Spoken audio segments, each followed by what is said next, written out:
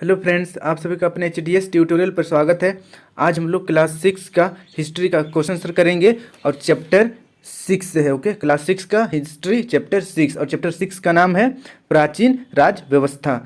तो वीडियो के साथ बने रहिए और कहीं पर दिक्कत होगा तो मुझे आप कमेंट कर दीजिएगा, मैं डाउट सेशन में क्लियर कर दूंगा। अब देखिए, सबसे पहले हम लोग पढ़ते हैं यहाँ पर पहला नंबर की ओर। पहला नंबर का क्वेश्चन देखिए, सही कथन के आगे सही का एवं गलत कथन के आगे गलत का चिन्ह लगाएं। तो देखिए क नंबर, महाजनपद 3 प्रकार के होते थे। ओके, महाजनपद 3 प्रकार के होते थे, यह बिल्कुल गलत है। अब देखिए ख नंबर, उत्तर वैदिक काल में पशुपालन का महत्व कम हो गया था, तो यह बिल्कुल सही है। ओके, अब देखिए ग नंबर, 4 आश्रमों का विवरण सर्वप्रथम जाबालोपनिषद में मिलता है, तो यह बिल्कुल सत्य है। अब बढ़ते हैं नेक्स्ट, देखिए उत्तर भारत 14 बड़े महाजनपदों में विभाजित था, तो यह बिल्कुल गलत है। क्लियर है, तो इसे नोट कर लीजिए। और इसके बाद हम लोग बढ़ते हैं अब नेक्स्ट क्वेश्चन आंसर की ओर। क्वेश्चन आंसर का पहला नंबर देखिए, राजा अश्वमेध यज्ञ क्यों आयोजित करता था। तो देखिए राजा अश्वमेध यज्ञ क्यों आयोजित करता था, तो देखिए इसका आंसर हो जाएगा अश्वमेध यज्ञ एक ऐसा आयोजन था। यहाँ पर जो ही है ये एक्स्ट्रा मिस्टेक से लिखा गया है, इसको आपको नहीं लिखना है। अश्वमेध यज्ञ एक ऐसा आयोजन था, इसे राजा अपनी साम्राज्य सीमा के विस्तार के लिए करता था। यज्ञ आयोजन के पूर्व वह अपने लोगों की देख रेख में एक घोड़े को स्वतंत्र विचरण के लिए छोड़ देता था। घोड़ा जिन जिन क्षेत्रों से गुजरता था उन सारे क्षेत्रों पर उस राजा का अधिकार मान लिया जाता था। घोड़े को रोकने वाला राजा को अश्वमेध यज्ञ करने वाले राजा से युद्ध करना पड़ता था। क्लियर है, तो ये हो गया हमारा कंप्लीट आंसर, इसे नोट कर लीजिए। इसके बाद हम देखते हैं सेकेंड नंबर का आंसर। सेकेंड नंबर का क्वेश्चन देखिए, कुरु जनपद में कितने जन शामिल थे, उनके नाम लिखिए। तो देखिए कुरु जनपद में कितने जनपद शामिल थे और उनका नाम भी लिखना है। तो इसका आंसर हो जाएगा कुरु जनपद में 2 जन शामिल थे। ओके, 2 जन शामिल थे, उनका नाम पुरु एवं भारत था, सॉरी भरत। ओके, पुरु एवं भरत, तो इसे नोट कर लीजिए और इसे याद कर लीजिएगा, इंपॉर्टेंट है। कुरु में 2 जनपद थे, पहला पुरु और दूसरा भरत। अब हम लोग बढ़ते हैं थर्ड नंबर की ओर। थर्ड नंबर का क्वेश्चन है, महाजनपद काल में राजा किन लोगों से कर वसूल करता था। तो देखिए महाजनपद काल में राजा किन लोगों से कर वसूल करता था, तो इसका आंसर हो जाएगा अपनी शासन व्यवस्था को चलाने के लिए राजा नियमित रूप से कर वसूलते थे।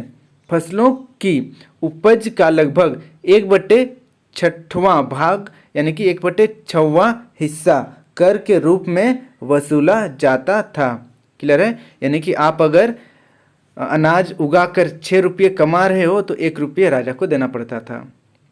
ओके, कृषि कर को भाग कहा जाता था। ओके, कृषि कर को भाग कहा जाता था। पशुपालक, शिकारियों, व्यापारियों, कारीगरों से कर वसूला जाता था। तो देखिए किसे किसे कर वसूला जाता था, पशुपालक, और एक्चुअल में कृषि से भी कर वसूला जाता था, शिकारियों से भी कर वसूला जाता था, व्यापारियों से भी और कारीगरों से भी। लोहार, बुनकर, बढ़ई, सुनार को उपकर के रूप में राजा के लिए 1 दिन काम करना पड़ता था। तो देखिए क्या मतलब अच्छा व्यवस्था था, ये भी ठीक ही था। लोहार लोग कर नहीं देते थे लेकिन राजा के लिए 1 दिन काम कर देते थे। ओके, तो इस तरीके से उनका कर जो काम करते थे उसी में वसूला जाता था। और बुनकर का भी यही था, बढ़ई और सुनार ये सब का यही था। आई होप ये समझ में आया होगा आपको, इसे नोट कर लीजिए, इंपॉर्टेंट क्वेश्चन है। अब हम लोग बढ़ते हैं 4 नंबर की ओर। 4 नंबर का क्वेश्चन देखिए, गणों की सभाओं में समाज का कौन सा वर्ग भाग नहीं ले सकता था। तो देखिए गणों की सभाओं में समाज का कौन सा वर्ग भाग नहीं ले सकता था, तो इसका आंसर हो जाएगा गणों की सभाओं में समाज की स्त्रियां, दास एवं कर्मकार वर्ग भाग नहीं ले सकता था। क्लियर है, गणों का जो सभा होता था उसमें देखिए स्त्रियों को शामिल नहीं किया जाता था, दासों को शामिल नहीं किया जाता था, कर्मकार को मतलब शामिल नहीं किया जाता था। तो इसे नोट कर लीजिए और इसे याद कर लीजिएगा। अब हम लोग बढ़ते हैं नेक्स्ट 5 नंबर की ओर। देखिए नेक्स्ट 5 नंबर, एक्चुअल में 5 नंबर क्वेश्चन आइए चर्चा करे से हैं। ओके, ये आइए चर्चा करे से हैं और आइए चर्चा करें तो चर्चा तो लंबा होता है, इसलिए ये इसका आंसर थोड़ा सा लंबा हो सकता है। ओके, तो देखिए क्वेश्चन है, उत्तर वैदिक काल में कृषि का महत्व क्यों बढ़ गया था। ओके, उत्तर वैदिक काल में कृषि का महत्व क्यों बढ़ गया था। तो इसका उत्तर हो जाएगा, उत्तर वैदिक काल में पशुपालन का महत्व कम तथा कृषि का महत्व अधिक हो गया था। इसका प्रमुख कारण लोहे का उपयोग था। क्लियर है, लोहे का प्राचीनतम साक्ष्य एटा जिले के अंतरजीखेड़ा से मिला है, जो लगभग 1000 ईस्वी पूर्व का है। लोहे के प्रयोग से कृषि में व्यापक बदलाव आया। हल के फाल अब लोहे के बनने लगे, जिससे कठोर जमीन आसानी से जोती जाने लगी। खेती रोपण विधि से शुरू हुई। ओके, खेती रोपण विधि से शुरू हुई। इसके अलावा सिंचाई के साधन के रूप में तालाब एवं कुओं के साथ नहरों का उपयोग भी होने लगा। इससे फसलों की उपज बढ़ गई। उपजाई जाने वाली फसलों में जौ, चावल, गन्ना, सरसों आदि प्रमुख थे। क्लियर है, तो ये सबको आप नोट कर लीजिए। इसका आंसर थोड़ा सा लंबा ही होगा क्योंकि चर्चा करे से है, इसको विस्तार से लिखना ही पड़ता है। ओके, तो इसे नोट कर लीजिए। इसके बाद हम बढ़ते हैं नेक्स्ट क्वेश्चन की ओर। नेक्स्ट क्वेश्चन है हमारा, देखिए, आज के गणराज्य से वज्जी कैसे भिन्न था। क्लियर है, आज के गणराज्य से वज्जी कैसे भिन्न था। तो इसका आंसर हो जाएगा, 1952 ईस्वी से अब तक आम चुनाव के जरिए हम अपने जनप्रतिनिधियों का चुनाव करते आ रहे हैं, जो हमारे देश की शासन व्यवस्था को चलाते हैं। इन्हें वर्तमान का शासक कह सकते हैं, लेकिन इससे वज्जी का गणराज्य भिन्न था। देखिए कैसे भिन्न था।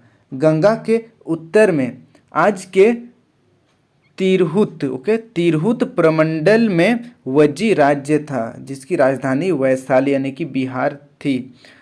यह 8 कुलों यानी कि 8 गणों का संघ था, जिसमें 3 कुल विदेह, वज्जी तथा लिच्छवी प्रमुख थे।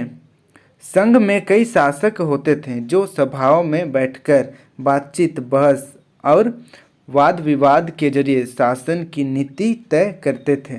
शत्रु के आक्रमण से निपटने के लिए वह मिलकर चर्चाएं करते थे। स्त्रियां, दास एवं कर्मकार को इन सभाओं में भाग लेने का अधिकार नहीं था। ओके, तो इस तरीके से इसका आंसर कंप्लीट हो गया। इसे आप नोट कर लीजिए। ओके, इसके बाद हम बढ़ते हैं नेक्स्ट क्वेश्चन की ओर। देखिए हमारा नेक्स्ट क्वेश्चन, ये हमारा लास्ट क्वेश्चन है इस चैप्टर का। क्वेश्चन है, मगध सबसे महत्वपूर्ण महाजनपद क्यों बन गया था। तो देखिए मगध सबसे महत्वपूर्ण महाजनपद क्यों बन गया था। तो इसका आंसर हो जाएगा, मगध सबसे महत्वपूर्ण महाजनपद था। इसके कई कारण थे। पहला, यह गंगा बेसिन में स्थित था, जहां गंगा और सोन जैसी नदियां बहती थी। ये नदियां यातायात, जल वितरण और जमीन को उपजाऊ बनाने के लिए बहुत महत्वपूर्ण थी। यहाँ भूमि कर की दर अधिक थी, जिससे राजा को अधिक आय होती थी। अब देखिए दूसरा, मगध का एक हिस्सा हाथियों की बहुलता वाले जंगलों से भरा था। इसमें छोटा नागपुर, वर्तमान में जिसको हम लोग झारखंड कहते हैं, का क्षेत्र भी शामिल था। हाथियों को सेना में शामिल किया जाता था। लकड़ियों से घर, रथ और गाड़ियां बनाई जाती थी। क्लियर है, ये दूसरा कारण है। अब देखिए तीसरा कारण है, देखिए तीसरा, मगध का शक्तिशाली महाजनपद के रूप में उदय के पीछे झारखंड के लौह अयस्क के भंडार का महत्वपूर्ण योगदान था। लोहे से मजबूत औजार और हथियार बनाए जाते थे। तो यही मुख्यतः 3 कारण है जिसके कारण मगध सबसे महत्वपूर्ण महाजनपद बन गया था। आई होप आपको वीडियो पसंद आया होगा और वीडियो अच्छी भी लगी होगी। वीडियो अच्छी लगी तो वीडियो को लाइक करके अपने दोस्तों के साथ जरूर शेयर करें, और इसी प्रकार के मेरे सभी वीडियो देखने के लिए इस सब्सक्राइब बटन को प्रेस करके सब्सक्राइब करें और साथ ही यहाँ पर बेल आइकन को ऑल में क्लिक करें। इसके बाद HDS ट्यूटोरियल को टच करें, आपके सामने कुछ इस तरीके का पेज ओपन हो जाएगा। अब आपको प्लेलिस्ट पर टच करना है, आपके सामने कुछ इस तरीके का मेरा सारा प्लेलिस्ट ओपन हो जाएगा, क्लास 6, 7, 8, 9 सब्जेक्ट वाइज और चैप्टर वाइज। तो यहाँ से आप सारा वीडियो मेरा देख सकते हैं। धन्यवाद।